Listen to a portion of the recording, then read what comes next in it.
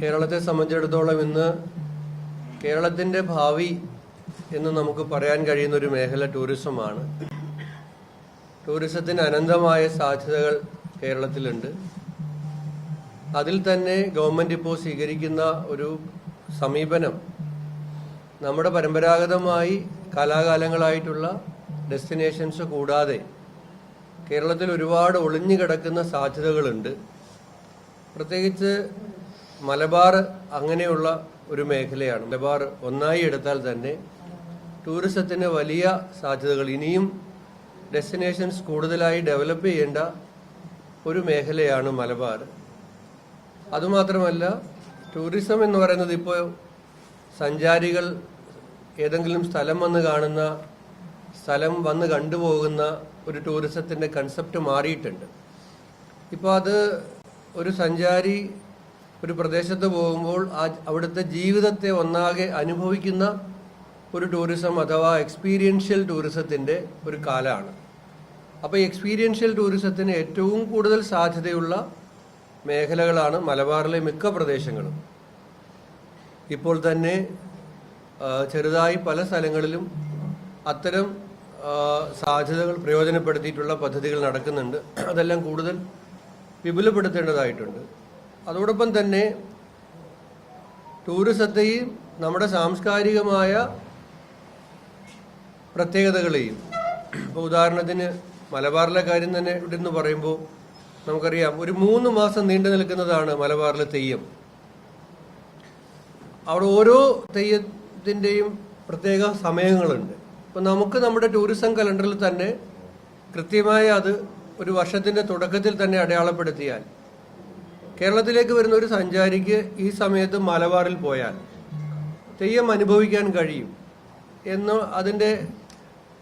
അത് മനസ്സിലാക്കാൻ കഴിയും എന്ന് വന്ന് കണ്ടാൽ അവർക്ക് ഇങ്ങോട്ടുകൂടെ അത് ടൂർ പ്ലാൻ ചെയ്യാൻ പറ്റും.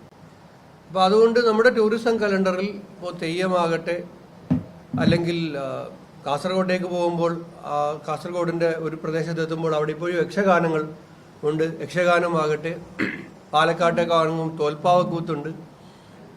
മധ്യ കേരളത്തിലേക്ക് വന്നാൽ, മധ്യ തിരുവിതാംകൂറിലേക്ക് വന്നാൽ പടയണിയുണ്ട്.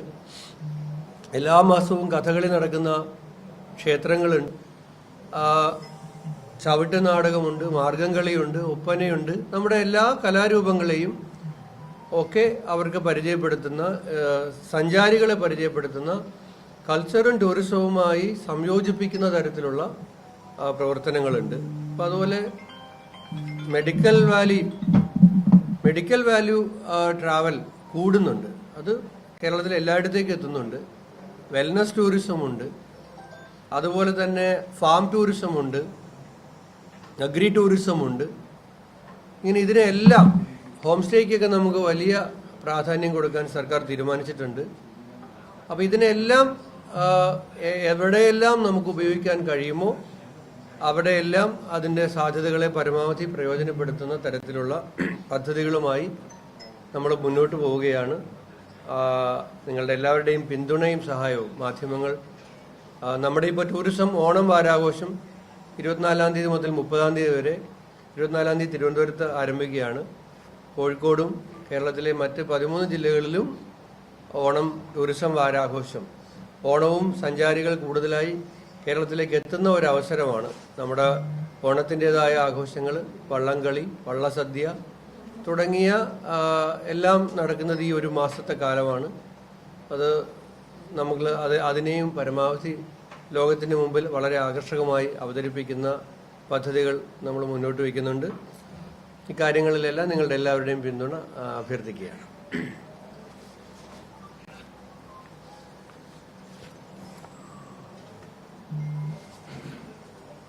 ഒരു കാര്യം കൂടി ഞാൻ പറയാൻ വിട്ടുപോയി. ഇവിടെ കോഴിക്കോട് വരുമ്പോൾ നമ്മൾ ഈ ബഡ്ജറ്റിൽ MTയുടെ പേരിലൊരു കൾച്ചറൽ പാർക്ക്, ഞാൻ അദ്ദേഹത്തിൻ്റെ വീട് അവിടെ സന്ദർശിക്കുന്നുണ്ട് ഇത് കഴിഞ്ഞിട്ട്. അവിടെ നമ്മളൊരു കേവലം ഒരു സ്മാരകം എന്ന നിലയിലല്ല, MTയുടെ കൾച്ചറൽ പാർക്കിൽ കഥകളി, കൂത്ത്, തുള്ളൽ, തെയ്യം, ഒപ്പന, മാപ്പിളപ്പാട്ട്, ഗോത്രകലകൾ ഇവയ്ക്കെല്ലാമായിട്ടുള്ള ഇവരുടെ എല്ലാം അവതരണത്തിനായിട്ടുള്ള ഗവേഷണ പഠനങ്ങൾക്കായുള്ള വേദി ഉണ്ടാകും. അവിടെ ചരിത്ര സാഹിത്യ മ്യൂസിയം ഉണ്ടാകും, അവിടെ ആർട്ട് ഗാലറി ഉണ്ടാകും, അവിടെ സിനിമാ തിയേറ്റർ ഉണ്ടാകും, എഴുത്തുകാരുടെ ശബ്ദ മ്യൂസിയം ഉണ്ടാകും. അങ്ങനെയുള്ള ഒരു ഡിജിറ്റൽ അനുഭവ കേന്ദ്രം അവിടെ നമ്മൾ സജ്ജമാക്കുന്നുണ്ട്. ചെറുപ്പക്കാരെ കൂടി ഉൾക്കൊള്ളുന്ന ഷോർട്ട് ഫിലിംസിൻ്റെ, ഡോക്യുമെൻ്ററികളുടെ, ഫിലിം സ്ക്രീനിങ്ങിൻ്റെ വർക്ക്ഷോപ്പുകളുടെ, തിയേറ്ററിൻ്റെയും സിനിമയുടെയും ഒക്കെ വർക്ക്ഷോപ്പുകളുടെ അതിനൊക്കെയുള്ള സംവിധാനങ്ങൾ ഈ കൾച്ചറൽ പാർക്കിൽ ഉണ്ടാകും. അവിടെ ഒരു വിശാലമായ ലൈബ്രറി ഉണ്ടാകും, ബുക്ക് ഷോപ്പ് ഉണ്ടാകും, ഫുഡ് കോർട്ട് ഉണ്ടാകും. അവിടെ ഹോട്ടലുകൾ വരെ ഉണ്ടാകും. കാരണം വിദേശത്തു നിന്നൊക്കെ എഴുത്തുകാരുമൊക്കെ വന്നാൽ, സാഹിത്യ പ്രവർത്തകരൊക്കെ വന്നാൽ, ചലച്ചിത്ര പ്രവർത്തകർ വന്നാൽ അവിടെ താമസിച്ച് ഈ കാര്യങ്ങൾ കണ്ടുപോകാനുള്ള ഹോട്ടലുകളും അടക്കം ഗസ്റ്റ് ഹൗസുകളും ഹോട്ടലുകളും ഒക്കെയുള്ള ഒരു വിപുലമായ കൾച്ചറൽ പാർക്കാണ്. അതുകൊണ്ട് അതിൻ്റെ പ്രാഥമിക പ്രവർത്തനങ്ങൾക്കായിട്ട് 50 കോടി രൂപ തന്നെ, 50 കോടി രൂപയുടെ പാർക്കല്ല, പക്ഷെ അതിൻ്റെ പ്രാഥമിക പ്രവർത്തനങ്ങൾക്കായിട്ട് 50 കോടി രൂപ നമ്മൾ ഈ ബഡ്ജറ്റിൽ തന്നെ ബഹുമാനപ്പെട്ട മുഖ്യമന്ത്രി ശ്രീ വി.ഡി. സതീശൻ അദ്ദേഹം വെച്ചിട്ടുണ്ട്.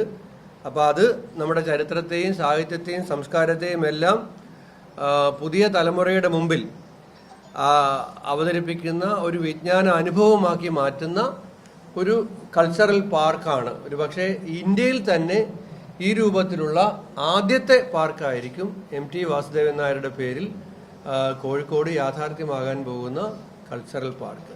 മുംബൈയുടെ പേരിലുള്ള അക്കാദമിയും അതോടൊപ്പം തന്നെ ഈ സാമ്പത്തിക വർഷം തന്നെ ആരംഭിക്കും. ഈ 2 കാര്യങ്ങൾക്കും വേണ്ടി സ്ഥലം കണ്ടെത്താൻ കോഴിക്കോട് ജില്ലാ കളക്ടറെ ചുമതലപ്പെടുത്തിയിട്ടുണ്ട്. ഡിപ്പാർട്ട്മെന്റ് അതിൻ്റെ സ്ഥല പരിശോധനകൾ നടത്തിക്കൊണ്ടിരിക്കുകയാണ്. സ്ഥലം ലഭ്യമായ മുറയ്ക്ക് തന്നെ അതിൻ്റെ പ്രവർത്തനങ്ങൾ, അതിനു മുമ്പ് തന്നെ അതിൻ്റെ ഡിസൈനുമായി ബന്ധപ്പെട്ട കാര്യങ്ങൾ നമ്മൾ ആരംഭിച്ചിട്ടുണ്ട്. സമാന്തരമായി തന്നെ സ്ഥല പരിശോധനയും നടക്കുകയാണ്.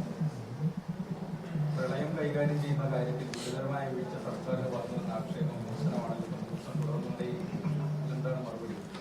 ഒരു കാലത്തും ഉണ്ടാകാത്ത ഒരു പുതിയ പ്രവണതയാണിത്. 2018 മഹാപ്രളയത്തിൻ്റെ അതിൻ്റെ ഒരു എൻ്റെ വീട്ടിലും ഏതാണ്ട് ഞാൻ താമസിച്ച വീടിൻ്റെ 1ാമത്തെ നില പൂർണ്ണമായും വെള്ളത്തിൽ മുങ്ങി, മുഴുവൻ സാധനങ്ങളും നഷ്ടപ്പെട്ട് മാസങ്ങൾ അവിടെ നിന്ന് എൻ്റെ വീട് എനിക്ക് തുറക്കാൻ പറ്റിയത്, എൻ്റെ വീടെന്ന് ഞാൻ മാത്രമല്ല, എൻ്റെ ആ ഭാഗത്തുള്ള എല്ലാവർക്കും, ചെങ്ങന്നൂർ, ആറന്മുള, റാന്നി, ഇങ്ങോട്ട് താഴോട്ട് തിരുവല്ല, 1 മാസം കഴിഞ്ഞിട്ടാണ് വീടൊന്ന് തുറക്കാൻ പറ്റിയത്. വീട് തുറന്നു കയറുന്ന ഇപ്പോഴും അനുഭവം എൻ്റെ മനസ്സിലുണ്ട്. കതക് വളരെ പ്രയാസപ്പെട്ട് തുറക്കുമായിരുന്നു. കാരണം ചെളി വന്ന് അടിഞ്ഞത് കാരണം കതക് തുറന്നകത്ത് കയറുമ്പോൾ ചത്ത പാമ്പുകളെ അടക്കം വീടിനകത്ത് കണ്ടതാണ്. അപ്പോൾ ആ സന്ദർഭത്തിലൊന്നും അത്രയധികം ആളുകൾ മരണപ്പെട്ട് അത്രയധികം നാശനഷ്ടങ്ങളുണ്ടായ ഒരു മഹാപ്രളയം ഉണ്ടായിട്ട് പോലും അന്നൊന്നും അതിൻ്റെ ഒരു ഘട്ടത്തിലും ഗവൺമെന്റിനൊപ്പം നിൽക്കുക എന്ന് പറഞ്ഞാൽ അന്ന് ഗവൺമെന്റിനൊപ്പം നിന്നത് ജനങ്ങൾക്കൊപ്പം നിൽക്കുക എന്നുള്ളത് തന്നെയാണ്.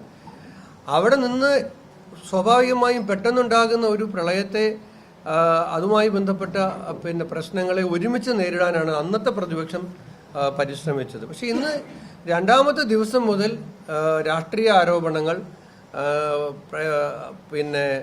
അധിക്ഷേപങ്ങൾ ഒക്കെ ആയിട്ടാണ് പ്രതിപക്ഷം മുന്നോട്ട് വരുന്നത്. ഞങ്ങൾ അധികാരത്തിൽ വന്നിട്ട് 2-2.5 മാസമേ ആയിട്ടുള്ളൂ. മുന്നൊരുക്കങ്ങൾ പാളി എന്ന് പറയുമ്പോൾ 2018 ഒരു മഹാപ്രളയം ഉണ്ടായിട്ട് ഇവിടെ റീബിൽഡ് കേരള എന്ന് പറഞ്ഞിട്ടൊരു സംവിധാനം ഉണ്ടാക്കി. എന്തായി 7 വർഷം കൊണ്ട് അതിൻ്റെ റിസൾട്ട് എന്താണ്? Room for river. ഇത് പഠിക്കാൻ വേണ്ടിയിട്ട് സംസ്ഥാന ഖജനാവിലെ പണം ചെലവഴിക്ക് നെതർലൻഡ്സിൽ പോയി റൂം ഫോർ റിവർ പഠിച്ചു വന്നു, കേരളത്തിൽ നടപ്പിലാക്കുമെന്ന് പറഞ്ഞു. എന്തായി റൂം ഫോർ റിവറിൻ്റെ അവസ്ഥ? അതിനുശേഷം എന്താണ് ഈ മുന്നൊരുക്ക സംവിധാനങ്ങൾ മെച്ചപ്പെടുത്താൻ വേണ്ടിയിട്ട് ആധുനികമായ കാര്യങ്ങൾ ചെയ്യുമെന്ന് പറഞ്ഞു. 7 വർഷം ലഭിച്ചിട്ട് അവരൊന്നും ചെയ്യാത്തതിൻ്റെയാണ് വീണ്ടും ജനങ്ങൾ അനുഭവിക്കുന്നത്. എന്തിന്? വന്നടിഞ്ഞ ചെളിയും മണലും വാരാൻ ഒരു തീരുമാനം എടുത്തെങ്കിൽ ഇപ്പോൾ എന്താ പമ്പാ നദിയിലെ പ്രശ്നം? മുമ്പ് പെയ്യുന്ന അത്രയും മഴ പെയ്യണ്ട ഇപ്പോൾ നദി കരകവിഞ്ഞൊഴുകാൻ. കാരണം അതിനകത്ത് ചെളിയും മണലും ചെളിയിൽ അകത്ത് പൂണ്ട് കിടക്കുന്ന തടിയും എല്ലാം കാരണം എല്ലാ പുഴകളിലും സ്റ്റോറേജ് കപ്പാസിറ്റി പകുതി ആയിരിക്കുകയാണ്. ഡാമിന്റെ അവസ്ഥ അത് തന്നെയാണ്.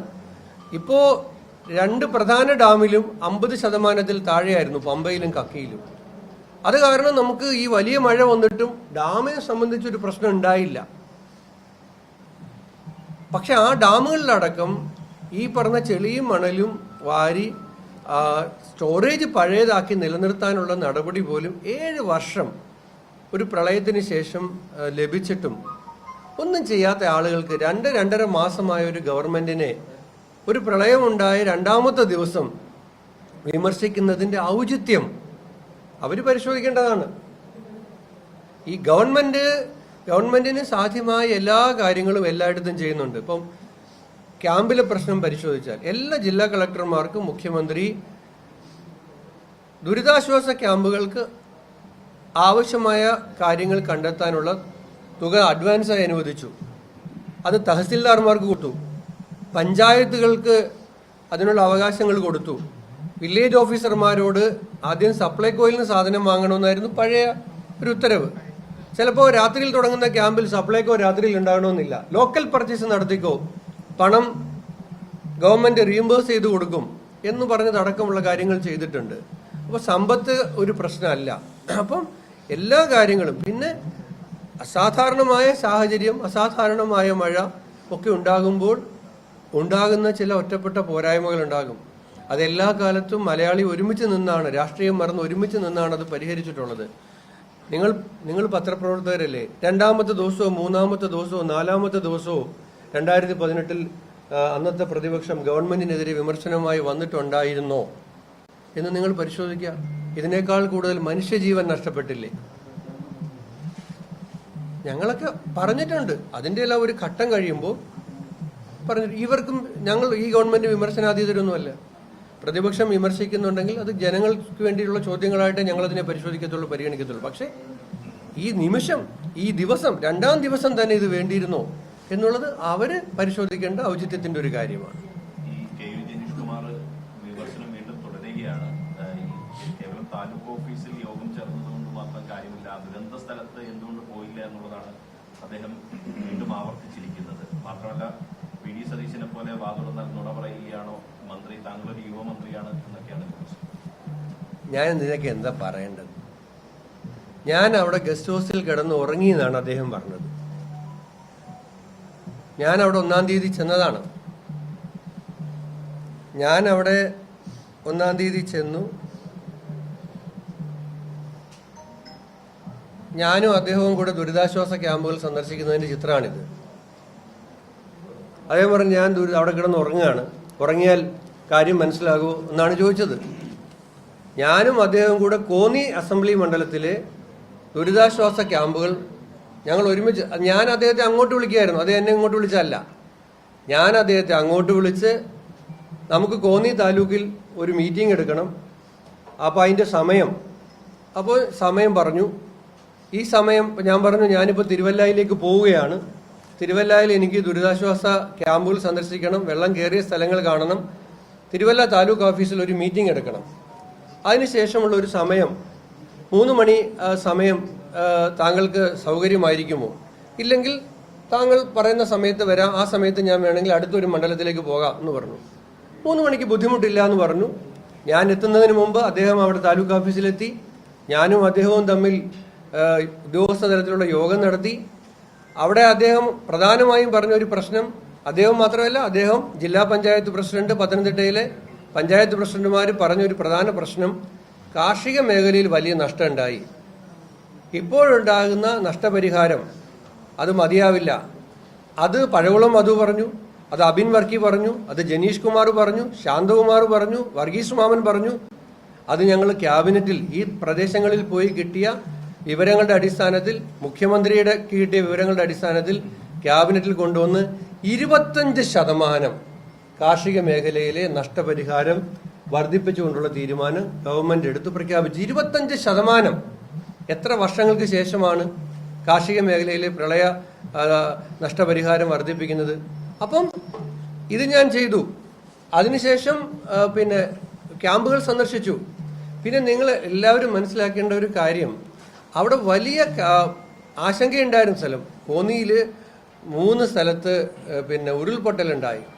വലിയ ഭാഗ്യം എന്നുകൂടി പറയാം. കാരണം 2 വീടുകളുടെ നടുക്കൂടെ 1.5 ഏക്കർ സ്ഥലം പോയി.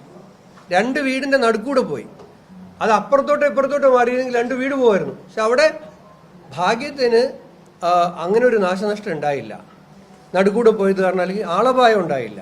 പക്ഷെ റാന്നിയിലും ആറന്മുളയിലും താഴെ തിരുവല്ലായിലും 100 കണക്കിന് ക്യാമ്പുകളിൽ ഏതാണ്ട് 6000-ഓളം ആളുകൾ നിൽക്കുന്ന ഒരു സാഹചര്യം. വീണ്ടും ആളുകളെ റെസ്ക്യൂ ചെയ്ത് ക്യാമ്പുകളിൽ എത്തിക്കേണ്ട ഒരു സാഹചര്യം ആളുകൾ വിളിച്ചുകൊണ്ടിരിക്കുകയാണ്. നമുക്ക് NDRFന്റെ ഫോഴ്സിനെ അധികം കൊണ്ടുവന്നു. അവിടെ എറണാകുളത്തു നിന്നും പാലക്കാട് നിന്നും തിരുവനന്തപുരത്തു നിന്നും ഫയർഫോഴ്സിന്റെ അഡീഷണൽ ടീമിനെ കൊണ്ടുവന്നു. കൂടാതെ ഞാൻ വ്യക്തിപരമായി എൻ്റെ പ്രദേശത്തുകാരായ എൻ്റെ ജില്ലക്കാരായ കൊല്ലത്ത് നിന്നും 14 മത്സ്യത്തൊഴിലാളികൾ വന്നു. രാത്രിയിൽ അവർ പോയിട്ട് 100 കണക്കിന് ആളുകളെ റെസ്ക്യൂ ചെയ്ത് ക്യാമ്പുകളിൽ കൊണ്ടുവന്നു. രാത്രിയിൽ മുഴുവൻ ആളുകൾ വിളിക്കുകയാണ്.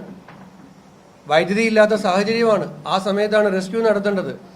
ഈ കാര്യങ്ങൾ ചെയ്തുകൊണ്ടിരുന്നത് കൊണ്ട് അവിടെ നിന്നു നിങ്ങളിവിടെ മാധ്യമപ്രവർത്തകരുണ്ടല്ലോ, ഞാൻ ഏത് ചാനലിന്റെ പേരൊന്നും പറഞ്ഞില്ല, 12 മണിക്കും 1 മണിക്കും 2 മണിക്കും 3:30 മണിക്കും 4 മണിക്കും എൻ്റെ ബൈറ്റ് എടുത്തവരുണ്ട് അവിടെ വന്ന്. അവരാരും ഉറങ്ങിയിട്ടുണ്ടായിരുന്നില്ല. മാധ്യമപ്രവർത്തകർ ഞങ്ങളും ആരും ഉറങ്ങിയിട്ടുണ്ടായിരുന്നില്ല. അപ്പോൾ ഞാൻ ചോദിക്കുന്നത്, ഈ മനസാക്ഷിയുള്ള ഒരാൾ പറയൂ ഞാൻ അവിടെ കിടന്ന് ഉറങ്ങിയതാണെന്ന്? എന്ത് വൃത്തികെട്ട രാഷ്ട്രീയമാണിത്? ഈ സമയത്ത് തന്നെ വേണോ? ഇതിന് എന്ത് മെച്ചമാണ് കിട്ടാൻ പോണത്? ഒരിക്കലും ചെയ്യാൻ പാടില്ലാത്തതാണ്. നമ്മൾ മുഴുവൻ, ഞാനവിടെ റാന്നിയിലെ മീറ്റിംഗ് എടുത്തു, കോന്നിയിലെ മീറ്റിംഗ് എടുത്തു, ആറന്മുള മീറ്റിംഗ് എടുത്തു, തിരുവല്ലയിൽ മീറ്റിംഗ് എടുത്തു, ദുരിതാശ്വാസ ക്യാമ്പിൽ പോയി, പ്രളയമുണ്ടായ സ്ഥലത്ത് പോയി, എല്ലായിടത്തും പോയി. അതിനു മുമ്പ് ഷിഗല്ല ഒരു കേസ് റിപ്പോർട്ട് ചെയ്തു. അദ്ദേഹം എനിക്ക് ഒരു കത്തയച്ചു. കത്തെനിക്ക് കിട്ടുന്നത് ഇന്ന് വൈകുന്നേരമാണെന്ന് കരുതുക. ഞാൻ പിറ്റേ ദിവസം പത്തനംതിട്ടയിൽ ഷിഗല്ല വന്നതിന്റെ അടിസ്ഥാനത്തിൽ ആരോഗ്യവകുപ്പിലെ ഉദ്യോഗസ്ഥരുടെ മീറ്റിംഗ് വിളിച്ചു. പിറ്റേ ദിവസം, ഒരു ദിവസം മാറ്റിവെച്ചില്ല. അദ്ദേഹം നിഷേധിക്കട്ടെ, അങ്ങനെ ചെയ്തില്ല എന്ന് പറയട്ടെ. 1 മാസം മുമ്പ് പോയി പ്രളയ സമാനമായ സാഹചര്യം ഉണ്ടായാൽ എന്ത് ചെയ്യണമെന്നറിയാൻ വേണ്ടിയിട്ട് ഒരു മീറ്റിംഗ് 1 മാസം മുമ്പ് എടുത്തു. എന്നിട്ട് നമ്മൾ ക്യാമ്പുകൾ ഐഡന്റിഫൈ ചെയ്തു. ആ ക്യാമ്പുകളിൽ ടോയ്ലറ്റ് സൗകര്യമോ വൈദ്യുതി പ്രശ്നമോ ഉണ്ടോ എന്ന് ഉറപ്പുവരുത്തി. അതുകൊണ്ടാണ് അർദ്ധരാത്രിയിൽ പോലും നമുക്ക് പല സ്ഥലത്തും ക്യാമ്പ് തുടങ്ങാൻ പറ്റിയത്. കാരണം 1 മാസം മുമ്പേ ക്യാമ്പുകൾ ഐഡന്റിഫൈ ചെയ്ത് അവിടെ അടിസ്ഥാന സൗകര്യങ്ങൾക്ക് വേണ്ട കാര്യങ്ങൾ ചെയ്തുകൊണ്ടാണ്. ഞാൻ പറയുന്നത്, നമുക്ക് രാഷ്ട്രീയമാണ്, ആക്ഷേപങ്ങൾ പറയേണ്ടി വരും, ആരോപണം പറയേണ്ടി വരും. പക്ഷെ അതിനകത്തൊക്കെ ഒരല്പം മനുഷ്യത്വം കലർത്തി ആരോപണം ഉന്നയിക്കണം എന്ന് മാത്രമേ എനിക്ക് പറയാനുള്ളൂ. അല്ലെങ്കിൽ അദ്ദേഹം നിഷേധിക്കട്ടെ. ഞാൻ അങ്ങനെ പറയുന്നില്ല. അങ്ങനെ ഒരു വാചകം ഈ പ്രളയ സമയത്തൊന്നും പറയാൻ പാടില്ല. ഇങ്ങനെയൊക്കെ പറയാമോ? അവർ സ്വയം ആലോചിക്കേണ്ടതാണ്. പിന്നെ മുഖ്യമന്ത്രിയുടെ കാര്യം പറഞ്ഞ അദ്ദേഹം ഭരണകക്ഷി MLA പ്രതിപക്ഷ MLA ഒന്നും കരുതിയിട്ടില്ല. അവിടെ അടൂര് അസംബ്ലിയിൽ ക്യാമ്പുണ്ട്, അദ്ദേഹം അവിടെയും പോയില്ല, കോന്നിയിലും പോയില്ല. ഏറ്റവും കൂടുതൽ ബുദ്ധിമുട്ടുള്ള ക്യാമ്പുകളുള്ള പ്രയാസം നേരിടുന്ന 3 അസംബ്ലി മണ്ഡലങ്ങളിൽ പോയി. നമ്മൾ ആക്ഷേപമോ ആരോപണമോ ഒരു പഴയ കാര്യമോ താരതമ്യമൊന്നും ചെയ്യേണ്ട സമയമല്ലാത്തതുകൊണ്ടാണ്. അല്ലെങ്കിൽ മുൻകാലങ്ങളിൽ എല്ലാ സ്ഥലത്തും മുഖ്യമന്ത്രിമാർ പോയിരുന്നോ എന്നൊക്കെ ചോദിച്ചിട്ട് അത്തരം വിഴുപ്പലക്കലുകൾ ജനങ്ങൾ ഈ സമയത്ത് ആഗ്രഹിക്കുന്നില്ല. അവർ ക്യാമ്പിൽ പ്രയാസം അനുഭവിക്കുകയാണ്. ആരും ക്യാമ്പിൽ കിടക്കാൻ ഇഷ്ടപ്പെടുന്നവരൊന്നുമല്ല. മറ്റു മാർഗമില്ലാതാണ് ഒരാൾ ക്യാമ്പിലേക്ക് പോകുന്നത്. കഴിയുമെങ്കിൽ വീട്ടിൽ തന്നെ തുടരാനാണ് എല്ലാവരും ആഗ്രഹിക്കുന്നത്. അങ്ങനെ ക്യാമ്പിൽ കഴിയുന്ന ആളുകളുടെ മുമ്പിൽ നമ്മൾ രാഷ്ട്രീയക്കാര് ഭരണപക്ഷവും പ്രതിപക്ഷവും എന്നും പറഞ്ഞിട്ട് നിങ്ങൾ അങ്ങനെ ചെയ്തായിരുന്നോ, ഞങ്ങൾ ഇങ്ങനെ ചെയ്തില്ലേ, നിങ്ങൾ അത് ചെയ്തില്ലായിരുന്നല്ലോ, ഞങ്ങൾ ഇത് ചെയ്തല്ലോ എന്നൊന്നും പറയേണ്ട ഒരു സമയമല്ല ഇത്. സമയം വരട്ടെ, നമുക്ക് പറയാം.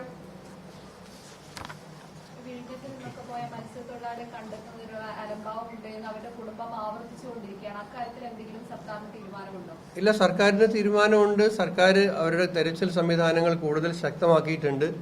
അവരുടെ പരാതികൾ കേട്ടിട്ടുണ്ട്. അവരിന്ന് രാവിലെയും മാധ്യമങ്ങളുമായി സംസാരിക്കുന്നത് ഞാൻ കണ്ടു.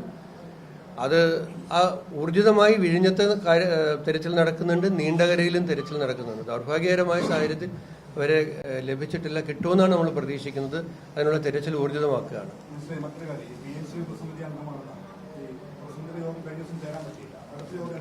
4-ാം തീയതി വൈകുന്നേരത്തേക്ക് ഒരു PMC യോഗം വെച്ചിരുന്നതാണ്. ശരിയാ താങ്കൾ പറഞ്ഞു. 4-ാം തീയതി വൈകുന്നേരം 5 മണിക്ക് വെച്ചിരുന്നതാണ്. അത് മാറ്റി വെച്ചിട്ടുണ്ട്. അതിപ്പം പുതിയ ഡേറ്റ് ആയിട്ടില്ല. ആ മീറ്റിംഗ് കഴിയുമ്പോൾ റിപ്പോർട്ട് കൊടുക്കാൻ കഴിയുമെന്നാണ് വിചാരിക്കുന്നത്. രക്ഷാപ്രവർത്തനത്തിനിടെ മരിച്ച ആളുടെ മൃതദേഹം രാജേഷിന്റെ മൃതദേഹം ഫ്രീസറില്ലാത്ത ആംബുലൻസിലാണ് കൊണ്ടുപോയത്. ശ്രദ്ധിച്ചിട്ടുണ്ടാവില്ല. എന്താണ് എവിടെയാണ് ആ വീഴ്ച എവിടെയാണ് ഉണ്ടായെന്നുള്ളത് അന്വേഷിക്കും.